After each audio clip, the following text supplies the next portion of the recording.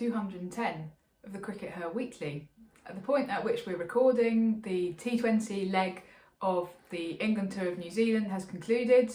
England won the series reasonably comfortably in the end, 4-1, with just that one collapse mid-series, which had just happened when we recorded last week's episode in a slightly sleep-deprived haze. We've obviously got the ODIs coming up with a little bit of a question mark still over whether Sophie Devine's going to be fit for those, which could make all the difference. But so far, Sid, what have been the key takeaways from the T20 leg from an England perspective? Well, it's been a funny series to watch, hasn't it? It's been different. I mean, we've been watching in the middle of the night, which hasn't helped, but after watching WPL, it's felt a little bit like spending a week in Butlins after you've spent the previous month in Disneyland. It's been a very, very different atmosphere and a very different kind of experience to watch. But what do England take away from it? Well, I think that the key thing is player of the series, Bouchier, and I think that's kind of closed a few books for England in terms of like what their lineup is likely to be now going into the World Cup, which is going to be later this year. So obviously they have still got at least 6 T20 internationals to go before the World Cup. But you'd imagine that Bouchier now will be given an extended run opening the batting, so you'd expect her to play in all those games. And unless something goes really wrong, you'd expect her to carry that through to the World Cup. Dunkley's form hadn't been great. There've been a lot of question marks. So what they've done now is they moved Dunkley down the order in that last game. Obviously, we're thinking that for the purposes of the World Cup, they're probably going to have to play 3 spinners. So that might mean that Dunkley misses out, and with Sarah Glenn coming back in. Yeah. That's a question still to be answered. But Bouchier's really stepped up this series, and that's an incredibly positive thing for England to have that player who has been on the verges of the team and hasn't quite cemented her place, and you feel that she has now. So that's positive. Definitely really exciting. I would say one thing that England need to be a little bit cautious about is kind of looking at this and just going, well, let's clap our hands, job done, because we won 4-1. It's the one that concerns me because it's the way that they lost it. And I think that it has echoed a little bit of a recent pattern whereby they throw away matches against slightly easier opposition when they've already set themselves up in a position that they should win easily. And that's mental, that's psychological. And so I think really the coaches need to be sitting down looking at that going, what happens in those few minutes to our best players that makes them put themselves in that situation, and how can we address that? Yeah, absolutely. And there's no doubt that all of England's batting problems have gone away. Have not gone away. Yeah. Absolutely. The other thing that I wanted to mention, about developments in this series is Lauren Filer in the last game, which was kind of an interesting one because I thought that there was a very different approach in the last game, and a fascinating approach because what we've seen from Filer previously is she's been bowling short, she's been bowling outside off, in the test outside leg as well. And that's been her tactics, try and get players playing cuts and pulls and get them caught. A different tactic here, she's very much bowling at the body. Now, technically speaking, you're not supposed to do that in cricket. That's been sort of against the laws of the game, but it's up to the umpires to kind of call that out. And they it's not a situation that they get very often. Yeah. And it does happen in men's county cricket. And essentially, it's that hostile bowling. You bowl out. I'm sure that England will go, oh no, we definitely weren't targeting the body. We were doing other things. But the first 6 balls she bowled, 5 of them were definitely absolutely missing the stumps and hitting the player if the player had stayed put. Yeah. So, I think it's pretty clear that that's a tactic, and it's an interesting one, and it's one that basically worked. I mean, it made stuff happen. It didn't bring any wickets for her in that final game, but it did put a lot of pressure on and left her with good economy figures and loads of dots. And I think that they might have found a better approach for her bowling, providing they can kind of get away with it in terms of somebody eventually calling her out and going, look, you're deliberately targeting the body here and you probably shouldn't be doing that. So that's an interesting one to think about going forward. And it'll be very interesting to see that tactic used in a test, and we'll be talking more about tests perhaps later. Yeah, very interesting. Now the A Tour, England v New Zealand A Tour, has actually concluded now, I believe. How's that gone from an English perspective, Sid? Well, bit mixed. It has been a bit mixed. I mean, the overall result of the tour was honours even. So the T20 series was won by England 2-1. The one-day series was won by New Zealand 2-1. which side is going to walk away from the entire thing happier? I think definitely New Zealand. And I think that England will look back on this as, perhaps not a missed opportunity. Missed opportunity is probably the wrong. That was what I was going for, but it's probably the wrong way of looking at it. But these really are games that you would expect an up and coming England side, should have won, and an England side that included, a lot of players with some international experience. And I think it's really interesting to look at the stats of, who did well for England. Yeah. Let's start off looking at the batting. Let's put the numbers up on the screen and look at the batting and see, who is up there. And if we look at who's up there in the batting, well, Freya Kemp's, at the top of the tree there, definitely the best performance of the series. And kind of a positive for England in terms of the fact that, it does rather look going forwards as if she's going to have to be, for England, more of a batter that perhaps bowls occasionally than a proper all-rounder. Because of her injuries. Because of her injury issues. And if she can establish herself as, just a batter, then that's fantastic for England. Mm-hmm. There are still a few issues with Kemp's game, which she has a tendency to play, carry on playing rash, silly shots occasionally, and she'll go for the big shot, which is a general England disease. But, she has had it successful too, so that's a positive. But if you look down that list of batters, they're almost all people who have either already played for England or will almost certainly never play for England. So you're talking about the top 10 here, aren't you? Holly Armitage has now played for England. Paige Schofield and Georgia Adams, I don't think either of them will ever play for England. Maddie Villiers down there. You have to get down to number 11. I've included number 11 on this screen before you get a player that, will almost certainly play for England one day and, is a young up-and-coming player, and that's Grace Spivens. So what you're saying is that the A Tour has kind of not done anything in terms of developing. What it's done has actually echoed some of what we already know about who some of the kind of the next people into England are. Or, like people who have already played for England, and it's also echoed that we know who some of the best non-England players are, but they're a bit older and they're unlikely to have an England career. So it hasn't actually showed us very much about who the kind of up and coming people are. Yeah, exactly. So I don't think that's there's not a huge amount of positives for England to take really, apart from the fact of going, well, we know Freya Kemp can bat, but we knew that anyway. So the more interesting one is the bowling numbers. So let's have a look at the bowling numbers. Let's put them up on there because we have got someone a little bit unexpected on here, which is Rhiannon McDonald-Gay. Is up there at the top of the tree with 11 wickets at a decent economy rate. She is definitely a player that has, really come on in the last couple of years. I seem to remember saying a couple of years ago that her and Alexa Stonehouse were kind of equally promising in terms of very up and coming young players playing at South East Stars. We'd seen them play in a couple of matches and we were excited about both of them. And I really thought that Alexa Stonehouse was the one that was going to kind of come through first. But Rhiannon McDonald-Gay has, made big strides and she's, really made a case here to, for England to start to look at her. I guess the issue for McDonald-Gay really is what is her route into the England team at the moment?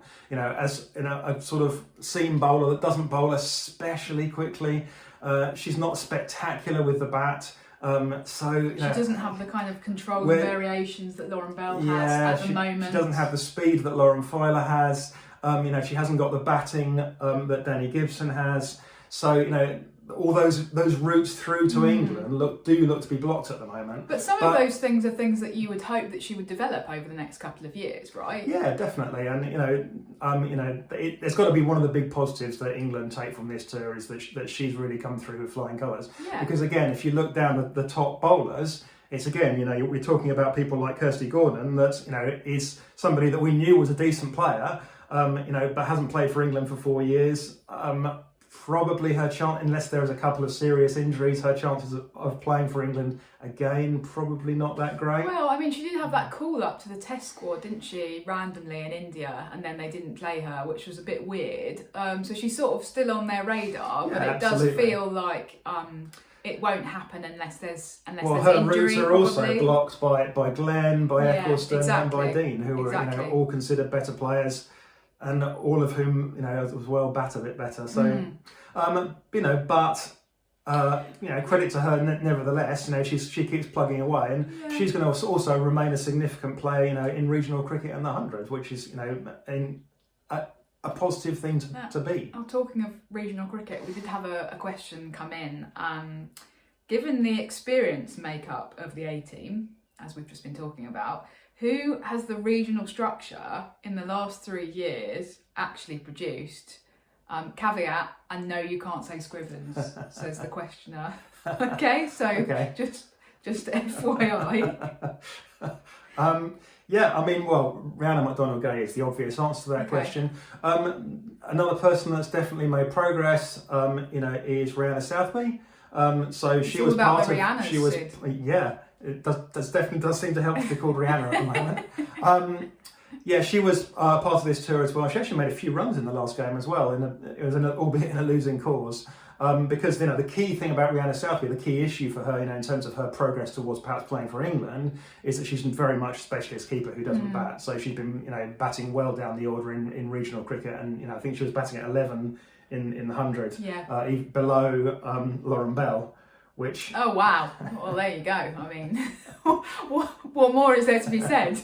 But definitely somebody that's made progress under the regional coaching system. She came into the Vipers setup last year, and she had she had a few opportunities right at the beginning of the season, and then was dropped in favour of Nicole Fulton, who's was in theory a much better batter. But came back in the 100, and then kind of cemented her place with a performance in the 100, which made everyone sit up and take notice of her, right, Raf? I mean, that's a key thing. But definitely a player where the coaching in the regional system has kind of made the differences to her game. Perhaps partly because she was always a decent wicketkeeper, capable of pulling off really good stumpings, really good catches. Her issues, a lot of them were to do with her ability to be able to concentrate for long periods of time, her ability to get the basics right consistently. And I know that the coaching team at Vipers that's what they really drilled on her, with her. It's like the basics consistently, so that you don't concede runs in between that spectacular catch or that brilliant stumping. So she's another player that's come on. Holly Armitage has definitely made some progress, but I think that equally we've seen that Holly Armitage probably remains kind of a level below the, she's going to end her career, I think, as a very good regional player, with potentially a few England caps. With potentially a handful of England caps, but she's not likely, I think, at this stage to end up in England. She's not going to break into that top regular. 6. Okay, interesting. But yeah, I mean, it's a fair point that overall the regional system has, it hasn't produced that many spectacular results. I think what you can argue that it has perhaps done is kind of raised the water generally, so that everybody has gotten a little bit better. But the same things are happening around the world. That every system is improving their players in the women's game at the moment. There might be a couple of exceptions out there, but I think that generally the water level is rising, and the 100 has enabled everyone to rise up a little bit. And I'm sure that every individual player looks at their game and goes, yes, I've made progress. But what we haven't seen generally is people race through out of that system. And I think one player who's actually Lauren Filer, who we've been talking about, who did an interview this week. There was an interview with her on CRICKETher talking about the fact that 18 months ago she was working in a supermarket, working for Tesco's, and she was then fired from her Tesco job, went off and spent a winter in New Zealand working with other coaches outside of the regional system, and then came back and now suddenly is considered to be one of the quickest bowlers in England, and potentially a really exciting prospect who's going to have a lengthy England career, which just wasn't on the cards 18 months ago. And that the people are kind of touting this and going, oh, it's a brilliant success story for regional cricket, but I think actually it shows a little bit of a failing of regional cricket, because what we're kind of seeing is that the regional system didn't have her as a fully contracted player. She was having to make ends meet by working in a supermarket, first of all. So there's a problem with the contract system, that not enough good players are able to just devote their entire lives to cricket, first of all. And the second point is that in order for her to kind of grow and develop in that really important way, she wasn't sort of picked up by the regional coaches and gone, oh, she's one that we need to be kind of sending through the system. She actually had to kind of take charge of her own development and do it herself. So I think that it feels to me like the story of Lauren Veiler is somebody who almost a little bit fell through the cracks of the regional system, or was at risk of doing so. But a series of kind of happenstances have meant that now we've got her playing for England. So again, to me, that isn't a massive kind of success story for regional cricket. It shows one of the problems with regional cricket, that it's not well resourced enough. Okay. We did have another question about the A Tour, Sid. I'm afraid you're not going to enjoy this one very much. The ODI, so the 50 over series defeat for the England A's means that Scrivens' record as England A captain now sits at 1 win and 5 losses. Perhaps more significantly, her 87 against the Australians is the only time she's contributed much with the bat across those 6 games. Is there an argument for just letting her focus on her batting, or do you think it doesn't make much of a difference? I think that, I mean, I'm going to sound a little bit like I'm repeating myself here, but I think that, this is a little bit of an exceptional case in those terms. Okay. I mean, that one win in 5 games, I mean, it's not what you'd want, obviously, but 3 of those games were against, Australia. This tour hasn't been great, but that hasn't just been about her. And I think that the other issue, with Scrivens in particular, though, what's important is that, the captaincy is almost unrelated to the batting.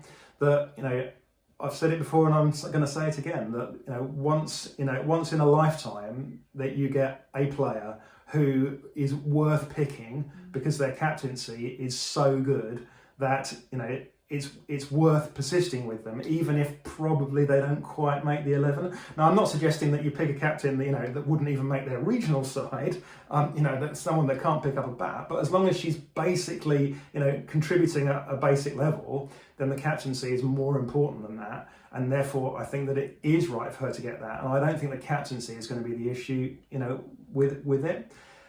She's still young. She's still got a long way to develop with her batting. She's going to be contributing with the ball as well. Let's keep backing her over the next year. I feel in my guts that she's going to come through and that she's still going to be a really, really important player. Okay. And she's still going to be, England captain for a long time. I think the trouble with what you've just said is that she's not going to break into the England side just based on being a captain. She's got to have a weight of runs in other cricket in order for her to make the case to be selected for the main England side.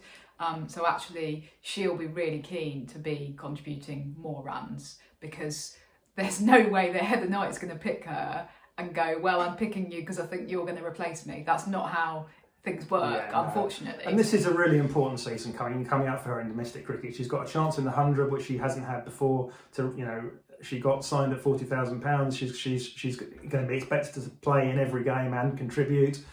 She's going to need to do that, and she's going to need to really step up for Sunrisers. But I feel confident that she will. Okay.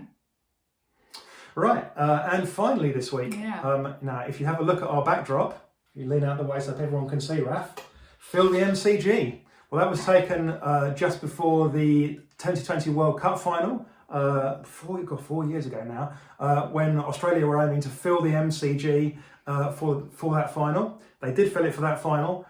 We're now going to try and fill the MCG again in the Women's Ashes. For 4 days. I think filling the MCG is probably a little bit optimistic, but... Possibly, yeah. So we've got the dates now for the next Women's Ashes series, which is going to be played in January, February 2025. Incidentally, we've got those dates before we've got the World Cup dates, which are meant to be happening in September. But Cricket Australia have got their act together and agreed these dates. There's this big push to get the Women's Ashes into the big stadia now in Australia. Very much feels to me like Cricket Australia are reacting to what the ECB just did in a few months ago, whereby the ECB decided to put the Women's Ashes in all of these big grounds, and it was a very successful strategy, kind of record attendances at all of these games. So Cricket Australia are looking at that and going, yeah, we want some of that, please.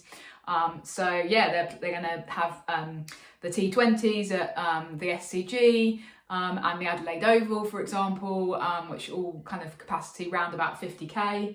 And then obviously they've chosen the MCG for the test, which is very exciting.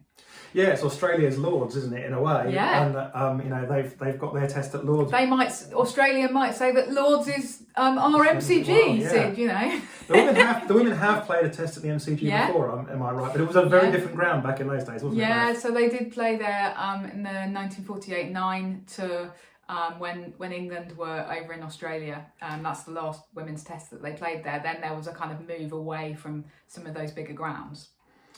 Yeah, so but it's exciting. Are we going to be going, Raf?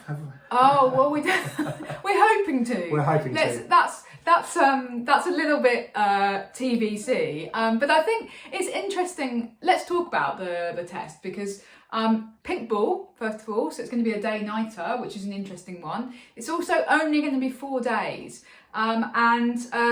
there was a quote from Cricket Australia's head of scheduling, who's a man called Peter Roach. I've not come across him before.